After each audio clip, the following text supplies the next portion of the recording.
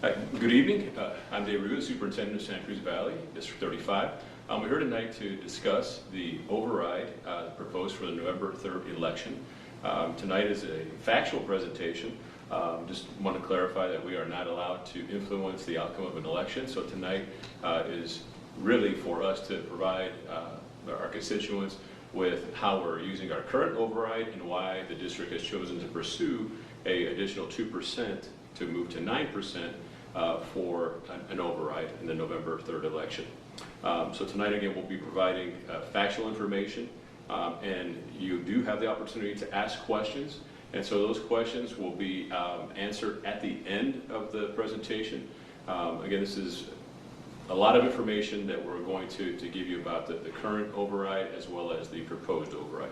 So we'll go ahead and move to the next slide. So what is an override? Just to begin with, overrides are funding that allows us to go above our budget in the M&O side of our operations. So if you look here at this slide, it provides support for a lot of different opportunities that we have in our district, including full-day kinder and other things that we'll go through tonight on a different slide. But just to let you know, again, this is how we are able to go above our current budget and provide other opportunities for our students, staff, and the community. So, next slide, please. So this is a fact sheet that we'll be sharing with the community. We currently have it on our website. And what it does is it provides a lot of information about our current override and what programs are involved with the current override, as well as what the cost is of the override. And those are things that we're going to be discussing tonight, and again be able to answer any questions that you have at the end of the presentation tonight. So next slide, please. So to go through in more detail, I'm going to introduce Assistant Superintendent, Mr. Steve Shadler, who will go through this slide here. Thank you. Thank you, Mr. Verdugo, and good evening, everyone.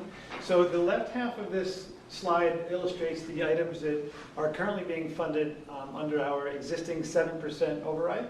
The first one here, full-day kindergarten and early education programs. You probably know that the state of Arizona funds the school districts based on their student population, but for kindergarten students, they only fund us at 50%. State statute only requires kindergartners to attend school for half a day, and so the state funds us for half a day per pupil. In our district, we believe very strongly that the early literacy is critical to their long-term academic success, so we fund the other half of kindergarten with our own funds, and we use this money is very critical for that. The next bullet, attracting and retaining highly qualified teachers. It's always a struggle, now more than ever, to retain quality teachers in our community. So we have a longevity stipend that we fund from this. That was an item that was discussed a few years back. When teachers remain in our district for 10, 15, and 20 plus years, they receive an additional longevity stipend for staying with us for that time. Retaining critical staff and support for the following programs. Our band program begins in 5th grade and extends all the way through the high school. You probably know we're very proud of our marching band, our concert band, and our jazz band, so we have the flexibility from this account to support that program. Our library and media centers have been going through a transition over the past few years from a traditional library to more of a high-tech, if you will, media center, and so we've been supporting that transition with some staffing and other supplies. Counseling has been a historic need at the lower grade levels. We've always had counselors at the high school and for the most part at the middle schools as well, but historically over many, many years we've struggled to keep counselors at the elementary with consistency, and so having them included in the language of the override gives us that flexibility to provide those elementary school counselors. K-5 electives, including art.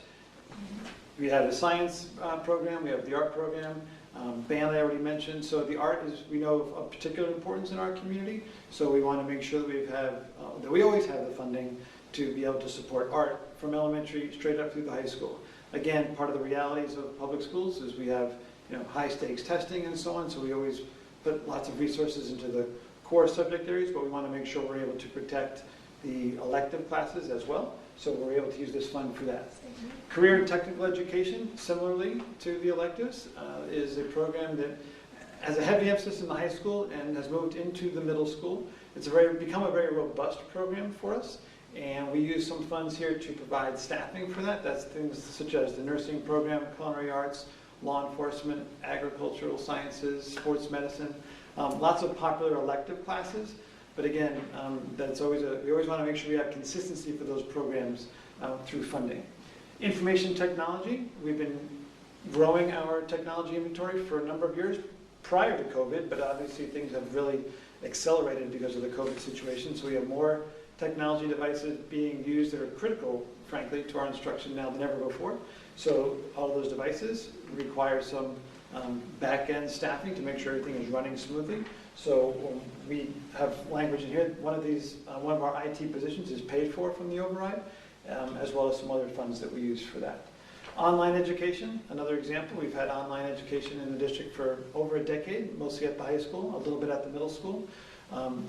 For example, right now we were able to use some other grants in the COVID situation to have the distance programs at the elementary school, but when COVID is thankfully gone and those emergency funds dry up, we want to be able to have some language in the override that allows us to continue the sort of online program that we want to continue moving forward. Whether that includes elementary will be a future decision, but we would have the flexibility here to be able to maintain our online programming.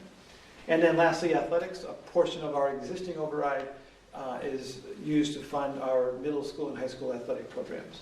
So the right-hand column are the additional new projects. The request is to increase to a 9% override. That additional 2% would be used to fund, in part, a modified calendar. That's a debate or discussion we've been having for about 2 years now. A modified calendar, to be clear, does not add instructional days to our existing calendar. It's 180 days, and it would remain 180 days. What a modified calendar does is spread those 180 days out a little longer throughout the year by having a 2-week fall break, a 2-week spring break, and potentially an additional week at the Christmas holiday season as well. What that does is allows for intervention time to happen immediately at the end of the first quarter, second quarter, and third quarter. So for example, if you have students that are struggling at the end of the first quarter, we would not want to, why would we want to wait all the way until the summer before we can give them some additional support? It would be more advantageous to have that additional support come right at the end of the first quarter.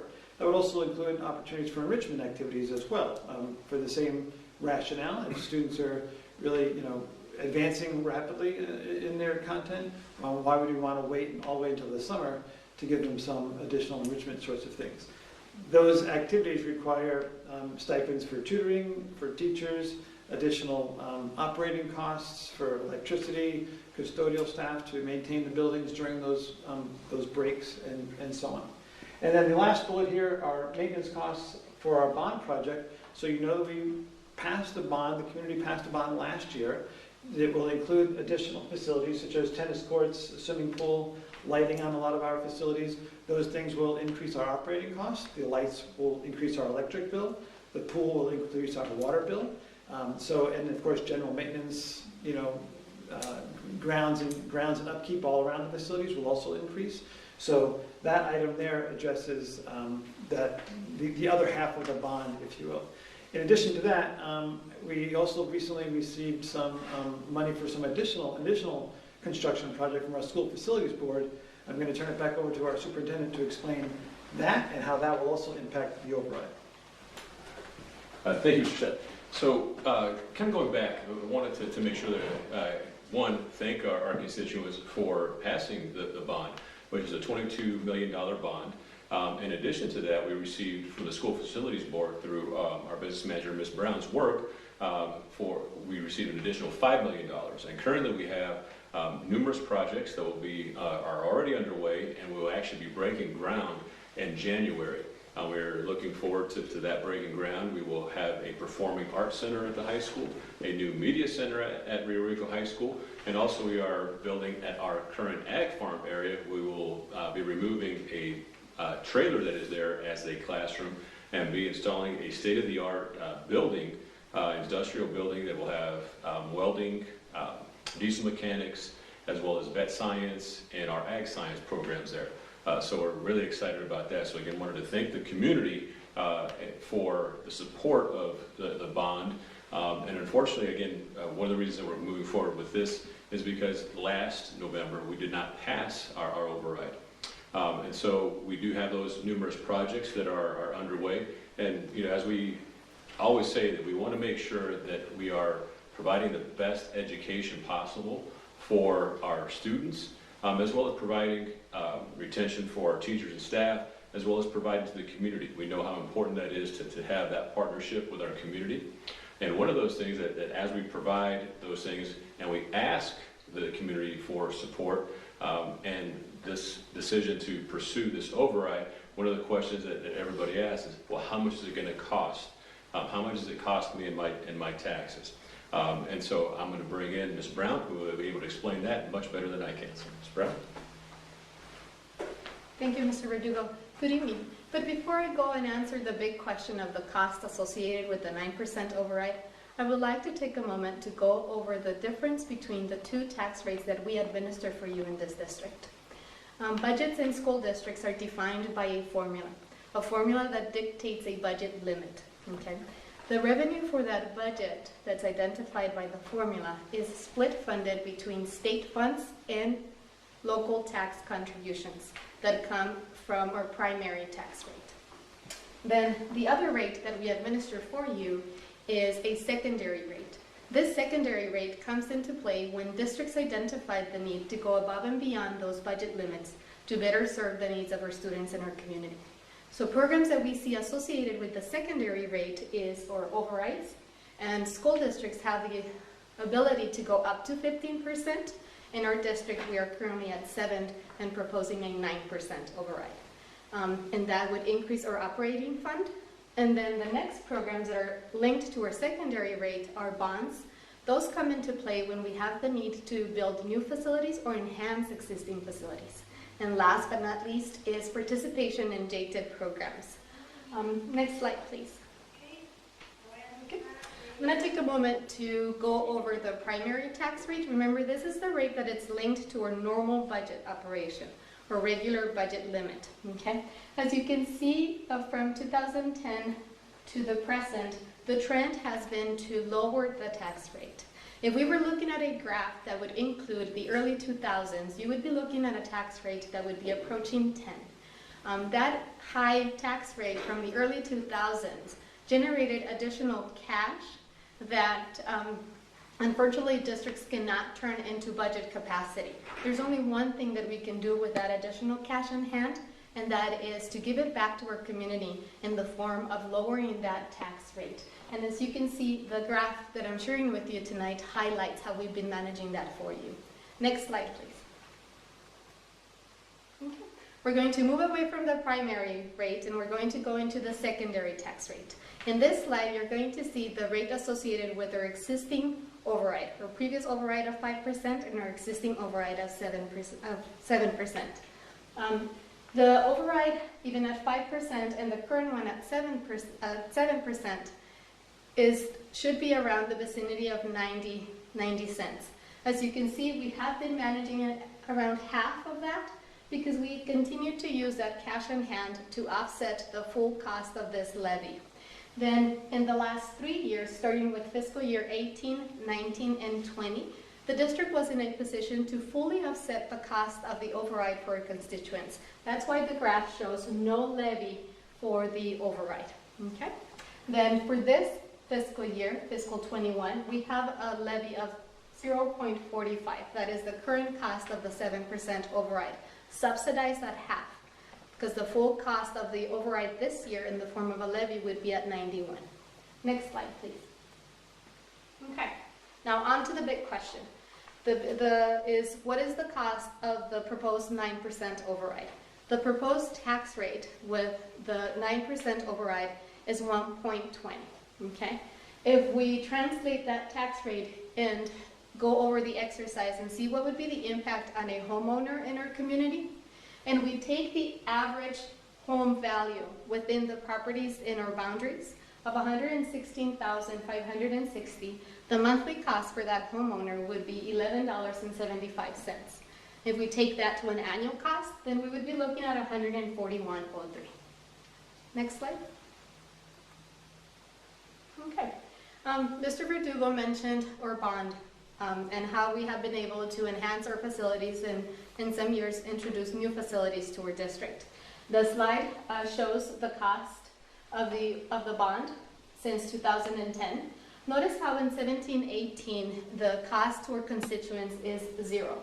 The reason why that tax rate is at 0, we did not impose a tax rate to pay back the debt, was because from our office we continue to monitor opportunities to enhance our financials. And we saw the opportunity to refinance our existing debt for the district, and we were able to capture a lower interest. With the savings from the refinance of the debt, we were able to pay back the debt for that year, not having to impose a tax levy for our constituents that year. Okay. Next, please. Thank you. Then last but not least is a graph that highlights the combined tax rates. The blue line is the sum of our primary rate and the sum of our secondary rate that associated with the override and the bond. I'm going to turn it over back to Mr. Verdugo so he can go over some other information. Thank you, Ms. Frank. Again, the purpose of this override is to continue to provide the best education possible.